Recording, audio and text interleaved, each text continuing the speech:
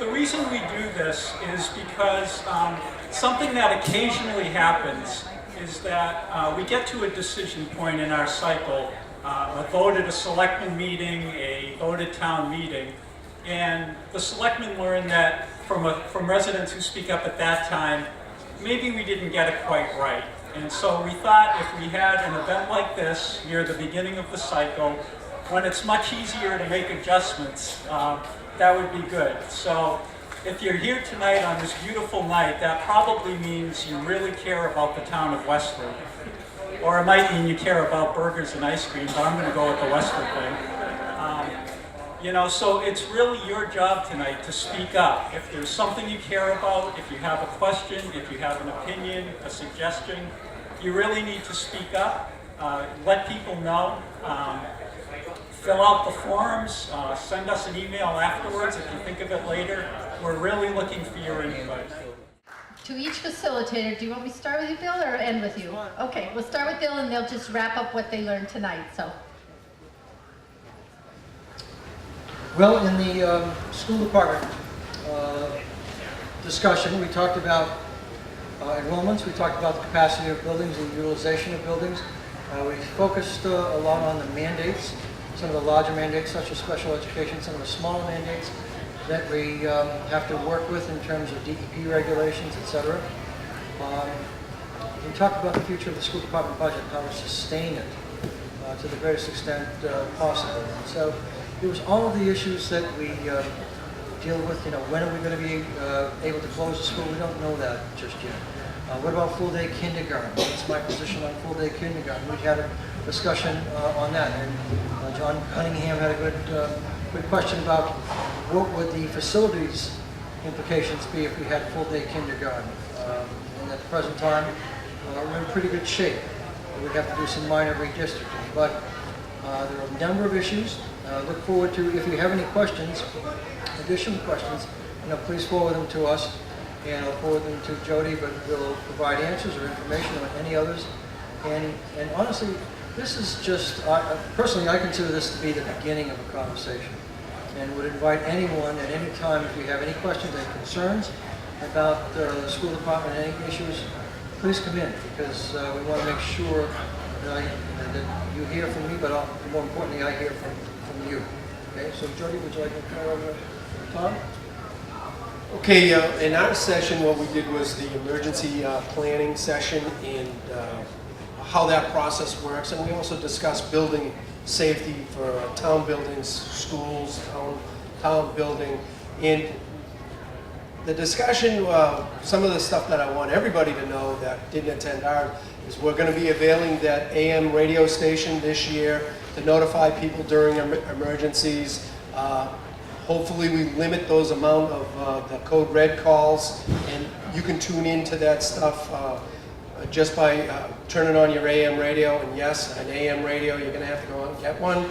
Sandy has some, so they work great. And but this is some of the stuff that we're doing in our planning process for planning for these emergency situations. And the majority of these are weather-related situations that we've been dealing with, the storms, the power outages. Some of the questions about that we were dealing with that was about the utilities. Are they planning to do underground utilities? And Chip was answering the questions about the wire. They're doing a trimming of the trees to try to limit that, the power outages. And some of the challenges that we faced during these power outages was the schools being shut down for a number of days, kids being out of schools, but we were concerned about the multiple down wires that are on the ground and that were live at one point. During one of the storms, we had 130 wires down in the road. So these are some of the challenges that we were facing in planning for our emergency responses. And one of the big messages that we want everybody to know, it's not just the police department, it's not just the fire department, it's schools, it's highway, it's our local officials, our government officials, all meeting together to work and address these issues. Whether it's opening a shelter, whether it's checking on the elderly, whether it's providing emergency power to somebody that's on oxygen. These are the issues that we deal with during those events.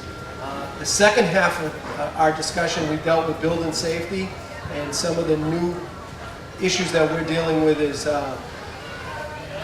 school safety and how times have changed over the last couple of years about the accessibility into the schools and town buildings as well. So, and we have plans, we're working on those plans.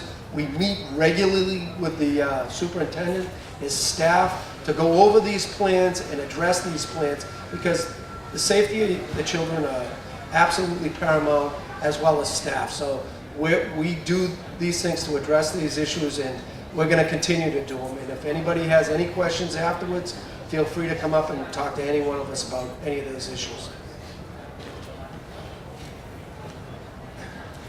So we just came from the finance group, and my voice is a little shot right now, so I'm going to be brief. We started off by talking about capital. Essentially, we have $42 million in capital requests over the next 5 years, and only about 7.5 in available funds to address those needs. So we're discussing about how we prioritize those limited resources and whatnot. And that was the easy part of the discussion. We then moved on to the Middlesex retirement unfunded liability and the OPEB unfunded liability, which is the other post-employment benefits other than pensions. Basically, in the Westford, it's health and life insurance. The unfunded Middlesex pension liability is $41 million, and we're on pace to pay that off by 2034. We have a plan for that. We're addressing it each year. Then we have the OPEBs, which there currently is not a plan in place. We started looking at this in FY09. We actually had to go for an actuarial study. The unfunded liability came back as $55 million. 2 years later, that grew to $67 million, and just last week we got our FY13 valuation in, and that's currently at $72 million. So it's growing very fast, and we're funding very little. We've only set aside $200,000 over the last 3 years for it. So we're trying to generate ideas on how to fund that in the future, and also people had a lot of questions on health insurance and how these pensions and OPEB liabilities are calculated. So we're going to get some information online for the future.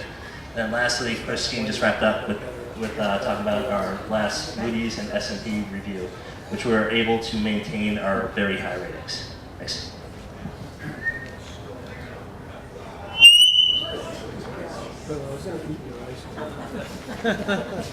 Thank you. I'm Tom Berry with the Economic Development Committee. As you know, we're a new committee in town, about 10 months old.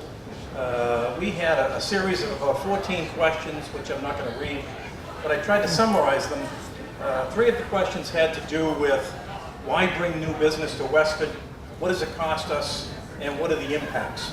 I think a lot of those questions had to do with traffic, and I'm sure you're all aware that traffic is being addressed in at least in the 110 area right now by Miners Corner. We talked a lot about Westford hopefully being designated as an economic target area, and we've been working on that for about 8 months. Basically, that makes us competitive with all of the other surrounding towns who already have the designation.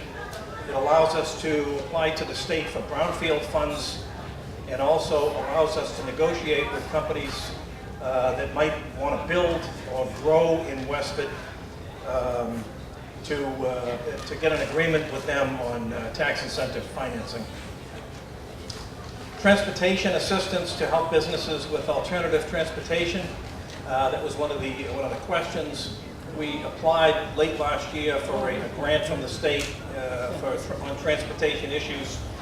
We applied for $110,000. I think we were awarded about $85,000, along with about 6 other towns. We're working with those other towns to potentially create a transportation management association that would work on traffic and transportation issues in all of the surrounding towns.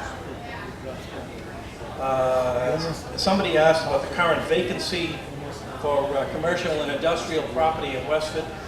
And it's a range, obviously. It ranges from about 11 to 17%. And as I mentioned to that group, with IBM leaving, that created a 160,000 square foot building. If anybody's interested in filling that, I'll hang around after. You can let me know. And finally,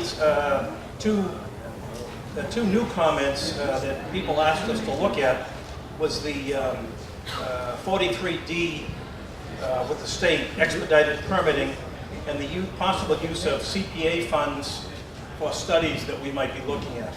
So we'll certainly take a look at those. By the way, the Economic Development Committee meets on the third Thursday of every month at Town Hall at 8:15 in the morning, 8:15 to 9:30. If you have any suggestions for us as to what we should be working on for future economic development issues, to have the largest impact on the town and its residents, to improve the quality of life, please come to one of those meetings, third Thursday at Town Hall, 8:15 in the morning. Thank you.